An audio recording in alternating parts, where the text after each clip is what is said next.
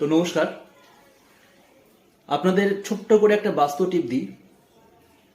বাড়ির মেন সদর দরজায়, মানে যেখান দিয়ে অভ্যাগতরা আসে, অতিথি যখন আসে বা কেউ যখন আসে, সেই দরজার একদম ঢোকার মুখে যদি কোনো আপনার আরাধ্য দেবদেবীর ছবি রাখেন, মানে যারা ঢুকছে তারা ঢুকে যদি সেই দেবদেবীর ওপর নজর পড়ে, তাহলে কিন্তু আপনার বাড়ির অনেক নেগেটিভিটি, অনেক খারাপ জিনিসের থেকে আপনাকে মুক্ত রাখবে।